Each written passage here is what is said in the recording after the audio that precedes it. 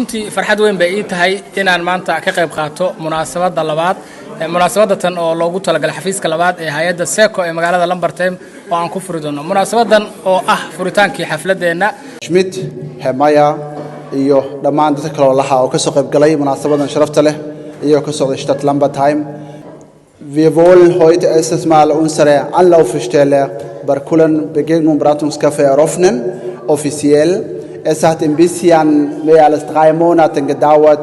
bis wir so eine Anlaufstelle eröffnen können. Ich bedanke mich sehr erstes Mal an Herrn Schmidt, an Herrn Mayer, an Frau Susanna Kolb, alle anderen, die mit uns zusammengearbeitet haben, damit wir so eine Möglichkeit bekommen können. Barkulan Begegnung Beratungscafé, es ist eine Anlaufstelle, wo die Leute zusammentreffen können, zusammen Ideen entwickeln können. Das heißt, wir versuchen, die Leute, die Alltagsprobleme zu unterstützen. Und von daher, wir sind sehr dankbar, dass unsere Stadt unsere Anlaufstelle wahrgenommen hat. Und hier möchte ich erstes Mal Herr Schmidt aufrufen, damit er seine Rede und seine über Barkulan Begegnung Beratungscafé erstes Mal sagen darf.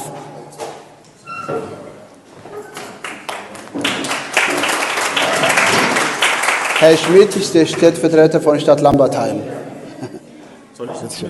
Meine sehr verehrten Damen und Herren, lieber Kollege Jürgen Mayer aus dem Magistrat, lieber Pressevertreter Dieter Stojan, lieber Herr Abdullahi, es freut uns sehr, als Stadt Lambertheim heute hier vertreten sein zu dürfen bei der ersten Auflage des Barkulan Beratungscafés der somalisch-europäischen Kooperation. Integration ist bei der Stadt Lambertheim ein ganz, ganz großer Schwerpunkt. Und das hat auch einen guten Grund, weil im Endeffekt sind wir ja alle, egal wo wir herkommen, Lambertheimer und arbeiten zusammen an unserem Gemeinwesen. Und deswegen haben wir es uns als Stadt auch zum Schwerpunkt gemacht, verschiedene Kulturen bei uns zu integrieren, weil sie unser Gemeinwesen bereichern. Und deswegen freuen wir uns sehr, dass wir jetzt diese Anlaufstation für Migrantinnen und Migranten, aber auch für alle Bürgerinnen und Bürger der somalisch-europäischen Kooperation geschaffen haben. Und ich lade alle Bürgerinnen und Bürger auch herzlich ein, Montag zwischen 14 und 19 Uhr mal vorbeizukommen. Denn kulturelle Vielfalt zeigt sich in erster Linie durch Begegnung von Menschen aus verschiedenen Ländern hier in Lambertheim. Wir freuen uns auch sehr, dass es uns gelungen ist, diese Maßnahme finanziell zu fördern. Mit Mitteln des Bundesfamilienministeriums aus dem Programm Partnerschaft für Demokratie wird die Stadt Lambertheim jedes Jahr unterstützt, um Vielfalt zu gestalten, Demokratie zu fördern und gegen Hass und Hetze vorzugehen. Und deswegen freuen wir uns sehr, dass wir diese Mittel unter anderem auch in dieses Beratungscafé haben integrieren können. Und ich bin mir sehr, sehr sicher, dass wir auch in Zukunft, und da wird das Jahr 2023 auch entscheidend werden, noch weitere solcher Aktivitäten entfalten können. Wir arbeiten im Moment an einer Konzeption, an einer Strategie für vielfältiges Zusammenleben, für Integration, für Menschen aus verschiedenen Kulturen, wie wir eben unsere Stadt, unser Gemeinwesen noch ein bisschen besser und vielfältiger und bunter aufstellen können. Und da sind natürlich solche Initiativen wie Barkulan schon mal ein erster Schritt, diese Konzeption mit Leben zu füllen, die wir im Jahr 2023 vorstellen werden. Also insofern vielen, vielen Dank, dass Sie unser Gemeinwesen mit diesem Angebot bereichern, dass Sie Menschen nicht nur Begegnung schenken, sondern auch Beratung schenken und für die Zukunft hier an diesem Standort in der Zehntscheune alles, alles Gute, denn wir als Stadt haben natürlich auch gerne Räume zur Verfügung gestellt, damit Barkulan eine Heimat bekommt. Insofern, Herr Abdullahi, vielen Dank für die viele Mühe, die Sie sich gemacht haben und von Seiten der Stadt Lambertheim alles Gute.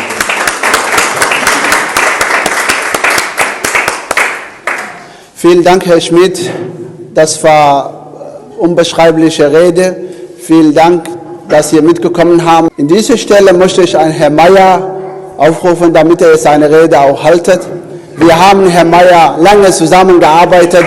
in Flüchtlingenunterkunft in Chemiestraße. Herr Mayer ist sehr aktiver Mensch in verschiedenen Bereichen und wir sind sehr dankbar, dass er Zeit gehabt hat und da sein darf. Bitte schön. Ja, schönen guten Tag. Eigentlich ist es für meine Institution, nämlich für den Magistrat. Mohammed und ich kennen uns nämlich schon seit einigen Jahren. Ich war nämlich früher mal im Flüchtlingsamt des Kreises Bergstraße aktiv. Da in dem Zusammenhang haben wir uns kennengelernt, weil ich hier für Lambertheim für die Flüchtlinge zuständig war. Ich freue mich, dass wir so eine Zusammenkunft, so eine Möglichkeit der Zusammenkunft hier in Lambertheim geschaffen haben. Ich möchte uns bedanken, unsere Gäste. Wir wollen kleine Geschenke machen. Wir werden jeder Einzelne rufen und hier einladen, damit ihr Geschenke bekommen könnt. Jetzt rufe ich einmal zuerst Herr Dieter Stojan. Das ist unsere Südhessen Legacy. Morgen Zeit, meine Seite. Kommen Sie bitte her. Herr Dieter.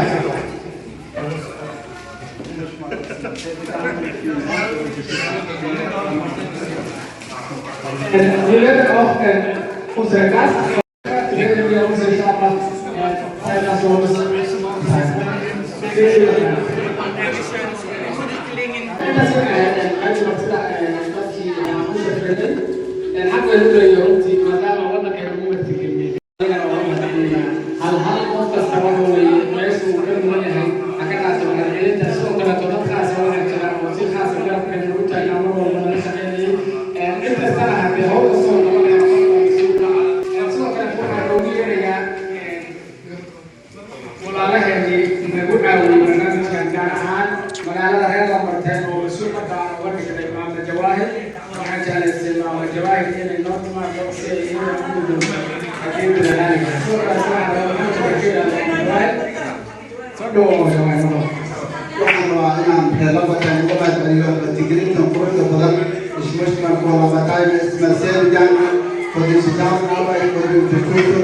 Ihr habt einfach lecker, es ist ein gutes Essen, du brauchst uns. Vielen Dank dafür.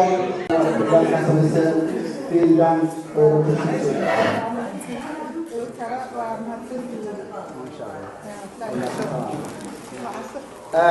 waxaan sidoo kale aan rabay inaan halka ka hilmaamo walaalihii asxaabtii sharafta lahaa reer Vomis.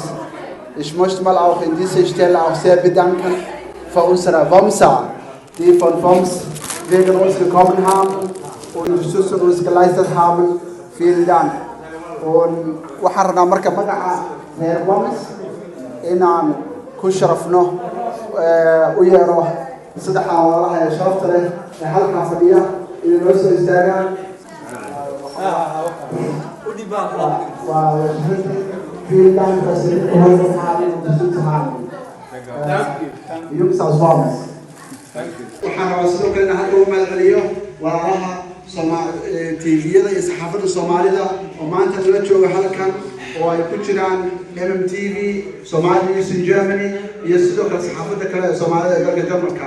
halkan waxaan rabaa walaalkay Saciid inaan isaga uga yeero aan hadiyada qaaliga ah ugu qabto saxaafadda Soomaaliyeed ee dalka Jarmalka oo dhan. soo dhawaada Saciid.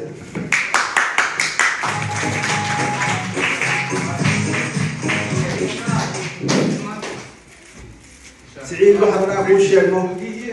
وح أول ما نجا أو قارئ أو نجا مدن تهير سلا نوش قيسان لكن واحد ما كلي ولا يصنع إلى أن يكمل الدنيا سلا نقدر نستعد ما زنت.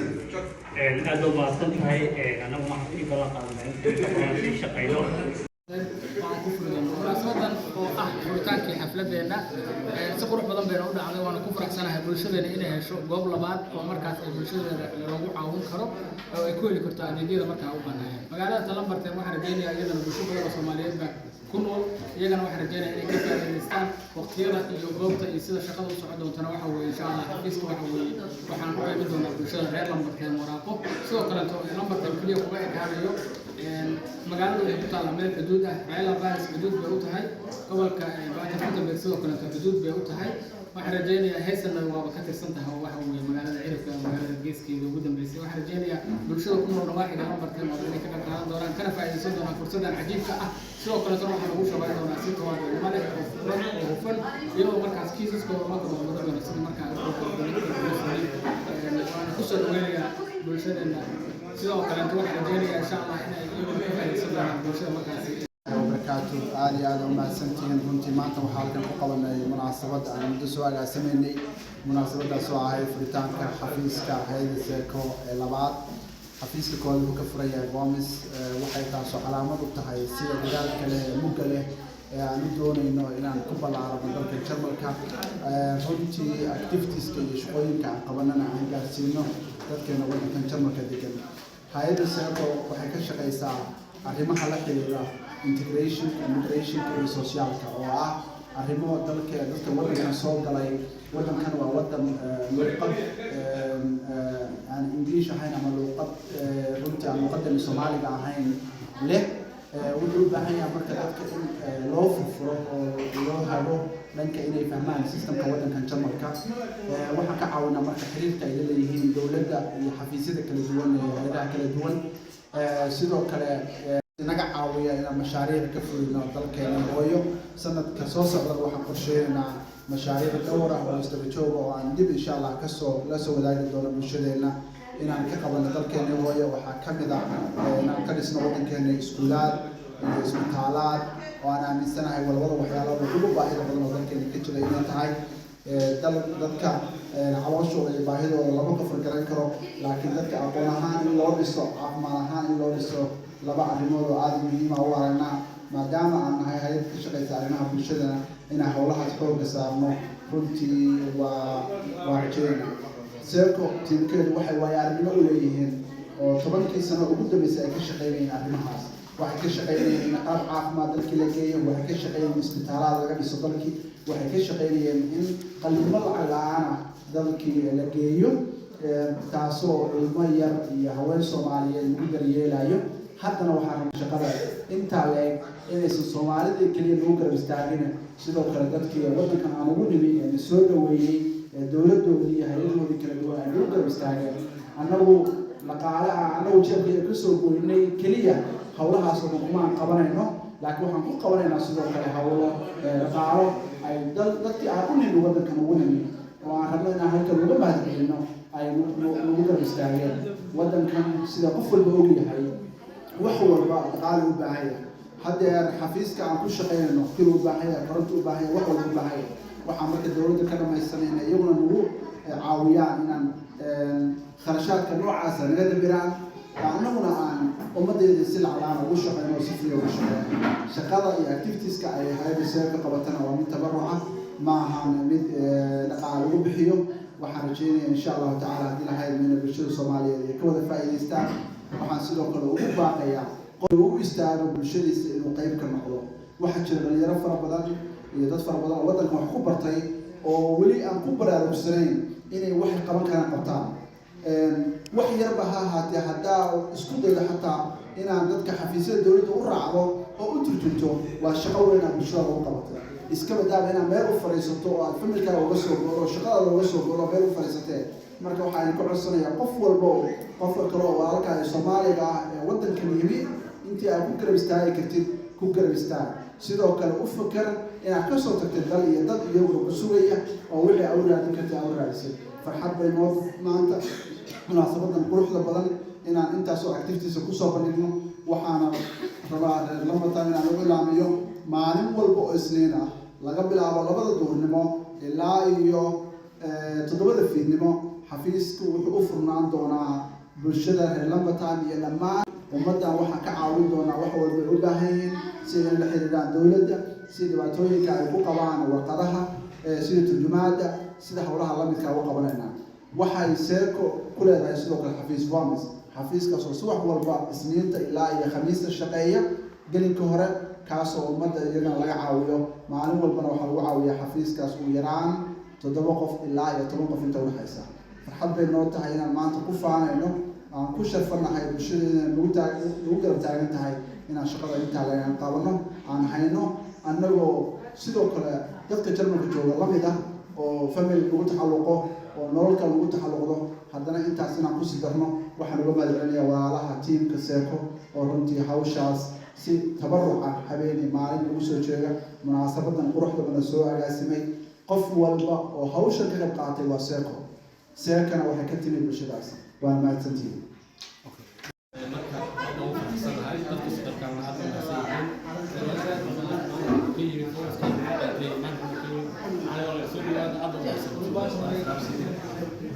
بسم الله الرحمن الرحيم مانتا ومالين كله ومالين وين وحياة السوق وحفيز كده لبعض يشتغل في السوق حياة السوق أنا كده السوق وحنا سيبوري سا إن ضد حافظها كعاو سوي بلارتو وأنا حياتي لو شيء كذا ضد الصوماليين إليه وطلع كان شغل كل رقم una adeegaysa dhibaatooyinka iyo tacadiyada haysta iyo sharciyada iyo waxba ka caawinaysa waana maalin weyn farxad waxaan sidoo kale ku faraxsanahay maanta inaan ka soo qayb galo waxaan u mahadcelinayaa dhammaan dadka Soomaaliyeed oo xilli adag oo qabowga iyaguna xafladda yimi oo soo camiray oo ka soo qayb galay waa mahadsantihiin waxaan halkan aad uga mahadcelinayaa abtigayga Maxamed أنا شرط الدوخسر ومانا وحكب لعبة قرنا وقعدتي أنا محرمة إن شاء الله مستقبل كدوم لا يدخل الدائرة بالسوشيال ووك أم سوشيال أربايتي وحرمة ذكي سومالي ولا كريستو ولا العربية وحوها شرط قفك أنا وريت السوق عندتي السوق كريستاجي يبرسنا وعاولها بالشدة السومالية مركا وحنا أبتي آدي ومهتصل هاي شقة أذك بالشدة وهايسا waxaan ku leeyahay halka ka sii wad waxaan ku rajeynayaa inaad guulaysato insha Allah kii guulaysta inaad mustaqbalka noqotid wani salaam ya dhammaan ummadda Soomaaliyeed waxaan ka salaamayaa dadweynaha reer Germany iyo hay'adda SACCO aad baa ugu faraxsanahay munaasabadan quruxda badan oo sidaa wanaagsan loo soo agaasimay aad iyo aad aan ugu taageersanahay waxaan leeyahay waxyaabo badan baa munaasabadan maaragtay nooga qabsoomi doono xafiiskan cusub number 10 waa meel waa guul soo weeday gaar ahaan erin number 10 oo aniga ka mid ahay aad baan ugu faraxsanahay waxaan leeyahay soo dhawaada hay'adda quruxda badan sharafta badan aad baan u salaameynaa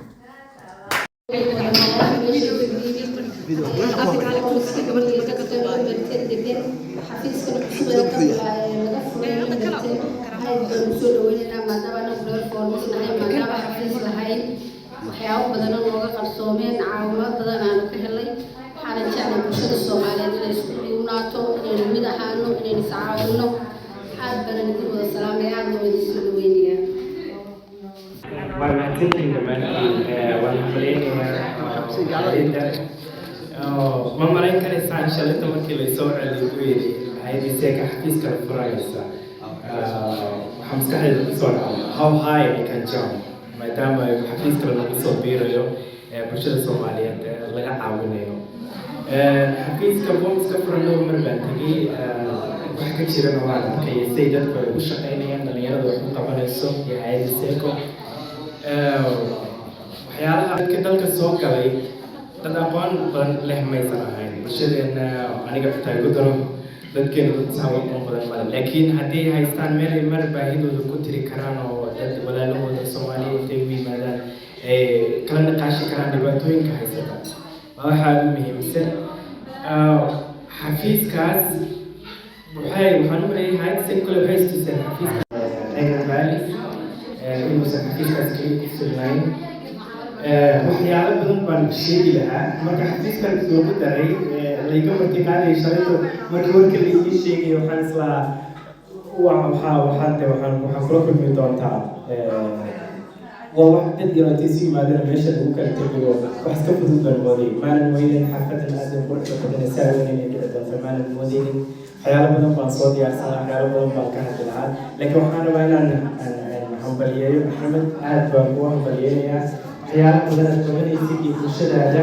aad dhaxalgalka ugu tahay iyo waxa aad qabanayso waa wax aad u weyn ummadaada ay u baahnay waana ku hambaliyeynayaa waxaan sheeko ku hayaa Maxamed oo yar oo dhow iyo 10 sano jira baan sheeko ku hayaa anigu dad badan garanay baan ka helay mission joogeen Maxamed oo yar oo secondary school dhigto dhow iyo 10 sano jira sheeko dalkii Soomaaliya daalad ku soo baxsadeen dadkii baahi badan baahidii timid si loo wax qabtiga iyo wax dadkii garab istaaga aysan aad u yaray Maxamed oo dhow iyo 10 sano jira iyo asxaabtiisa isaga markaa la filahay waxay fikireen bal inay dadkan badbaadiyaan waa muddo aada u fog waqtigii ay tsunamigii dhacay dalka ay biyuhu ku baxsadeen wey dadkii waqtigaa wax qabanayay maanta jarmalkay joogaan oo aqoon bay u leeyihiin inay wax ka qaban karaan dalkan waxay u baahan yihiin keliya garab istaag dadkooda inay garab istaagaan dadkii waqtigaa fikradda hayay maanta fikrad kaloo cusub oo qurux badan oo aqooni ku dheehan tahay bay hayaan waxay u baahan yihiin in la garab istaago waxay u baahan yihiin in la bogaadiyo waxay u baahan yihiin in loo duceeyo waxay u baahan yihiin mar walba in lana xisaabiyo bilaadan tahay xafiiskan ha ku ekaynin mid kale ku dar aqoon badan ma lihiin laakiin waxaana awood u leeyahay inaan dowladaha inaan la dagaalamo waan dagaal badanahay marka dowlad jarmalku inkastoo ninka luuqadooda ma fahmo laakiin luuqado kale ku hadlaa waa ku garab taaganahay mar walbaan waa bogaadinaynaa waa ku imaanaynaa dadkaagii baanu nahay bulshada soomaaliyeed kelmad baan odhanayaa kalsooti aad bay u adag tahay markaynu qurbaha joogno in la helo meel aad kusoo hoyato hoyasho micneheeda ma aha guri aad seexato laakiin inaad hesho meel aad dowladdii wixii kaa galay cid aad weydiiso la hoos tagtay in la helaayo way adag tahay maadaama aad seeka haysataan waa hayad qurux badan I'm very proud of this foundation ayanahay hay-adda la garab istaago waa gurigiinii waa meeshaad imaanaysaan waa gurigeennii hadday wax khaldaan hala dhaliilo hadday wax saxaana hala bogaadiyo shacab waxaynu nahay dhaliishu ku badan tahay soomaaliya mar walba marka abdi dulqaado waa dulqaad badan tahay dhowr 10 sana adoo jira waxaad qabanaysay maanta adoo nin weyn oo muxtarifo weyn waxba kulama aha aad baan ku bogaadinayaa waad mahadsantahay assalaamu calaykum waxaan leeyahay qof kasta wax isku tamiya qof kasta aqoon leh qof kasta karti leh inuu waxa weeye hay'adda kusoo biiro gacmo furan baan kusoo dhaweynaynaa inaad nala shaqaysaan bulshadana wax u qabataan sidaan wax ugu qabanayna u jecelnahay inaad idinkuna waxa weeye ugu qabataan waxaad ku jira bulsho badan kuwo badan oo aqoon labaad ku jirta kuwo badan oo kartida iyo awoodii labaad ku jira kuwo badan oo waqtiga hayabaad ku jira waxa weeye waxaan qabanayna wax tawaadunimo ah waxaan rajaynayaa inaad idinkuna nala dareetaan bulshadana Soomaaliyeed walaalaha meel kasta ay joogto way u baahan tahay caawimaadaas waxa weeye qofka maanta culays ka qaadana waxa weeye waa dareemi kartaa faa'iidada leedahay ilaahay baa ka qaadaya culays aan raadino qaadi karin marka bulshadu way isku baahan tahay gacmooda jirba ku goysaa soo saamana abaytankuna waa waxa ugu qaalisan wuxuuna waa teamkana waxa weeye cid kasta ku soo biiri kartaa gacmo fana ku soo dhawaada ilaahay wassalaamu calaykum waraxmatullaahi wabarakaatuh barnaamijkeenu kow iyo laba joogo qaybo kala duwan buu leeyahay insha allah waa sii furanayna haddii laha idmo bilowgii baan joognaa sidoo kale cunadii waa inoo diyaar qof walba waxa uu rabo cuni karaa uu cabi karaa waa mahadsantihiin